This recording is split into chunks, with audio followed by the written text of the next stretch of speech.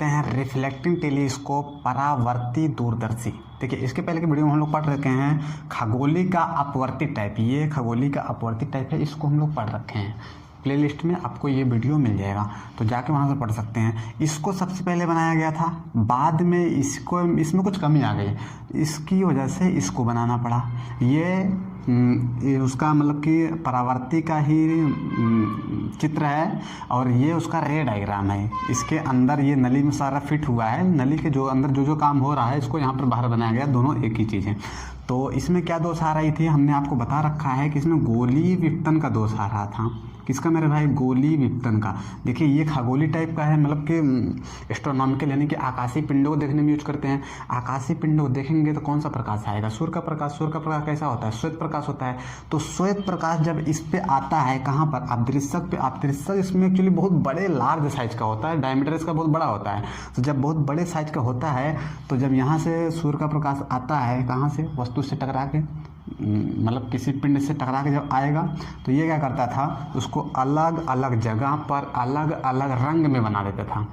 तो जब अलग अलग रंग में तोड़ देता था, इसी को कहा जाता था विपतन। क्या होता है मेरे भाई? विपतन। गोली विपतन क्या होता है कि मतलब कि अलग अलग रंग में जब टूटता है तो कहीं यहाँ इसके बीच में गोला बन जाता है, इसे कहा जाता है गोली विपतन कहा जाता है। क्या कहा जाता है? गोली विपतन। तो यही दोष को दूर करने के लिए, और लेंस को बनाना भी बड़ा मुश्किल होता है, दर्पण को बनाना बड़ा आसान होता है, लेंस को बनाना मुश्किल होता है।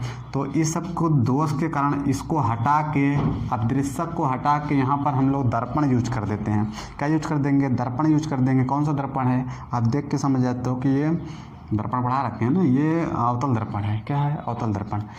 इसी को हटाया गया अपदृश्यक, इसकी जगह लगाया गया दर्पण। अब जनरली होता है परवलया का दर्पण यूज हो रहा है, लेकिन शुरू में अवतल दर्पण ही लगाया गया था। तो यहाँ से अब प्रकाश किरण आएगी, दर्पण से टकराएगा। इसमें जो दोष था गोली विपतन का, ऐसा कुछ घटना ही नहीं घटेगी, क्योंकि इसमें एक बार परावर्तन होगा, इसमें तो कई बार अपवर्तन हो रहा था। क्या हो रहा था? अपवर्तन हो रहा था। वो दोष दूर हो गया। यहाँ पर जब यहाँ से प्रकाश किरण टकरा के जाने लगता है तो यहीं पर 45 डिग्री पर एक समतल दर्पण लगा दिया जाता है। कैसा दर्पण? समतल दर्पण। फिर जब इससे प्रकाश किरण टकरा के आगे जाता है तो यहीं पर हमारा आँख रहता है। आँख से हम लोग देख लेते हैं जो हमारा वस्तु बहुत दूर है उसका पास में और बड़ा प्रतिबिंब देखने को मिल जाता है। इसी का रे डायग्राम यहाँ पर समझिए। अनंत से प्रकाश किरण आ रहा है, अवतल दर्पण पे पड़ेगा, टकरा के यहाँ पर जाएगा। जाने से पहले ये अगर जाएगा कहीं ना कहीं इसका प्रतिबिंब बना देगा। प्रतिबिंब बनाने से पहले एक हम लोग समतल दर्पण लगा देते हैं। कितने डिग्री पर? 45 डिग्री पर। ये क्वेश्चन कई बार पूछा गया है। जो परावर्ती टाइप का दूरदर्शी होता है उसमें समतल दर्पण कितने कोण पे लगता है? तो याद रखिएगा 45 डिग्री पर। हाँ, ये 45 से ज़्यादा है।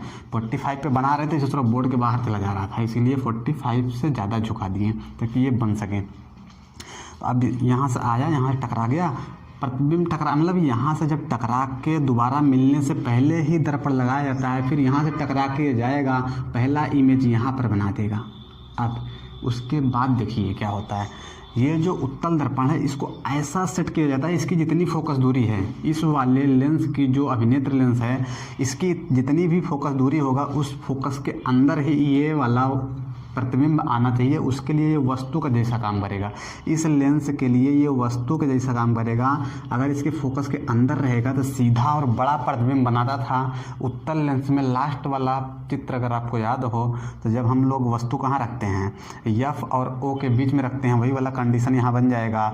और जो अनंत से वस्तु से टकरा के आ रही है उसका इमेज हम लोग को यहाँ पर बड़ा दिखने लगता है। यहाँ से आँख से देख लेते हैं।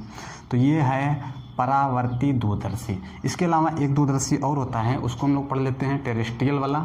उसके बाद ये दूरदर्शी खत्म हो जाएगा, इसके न्यूमेरिकल बना लेते हैं। तो देखते हैं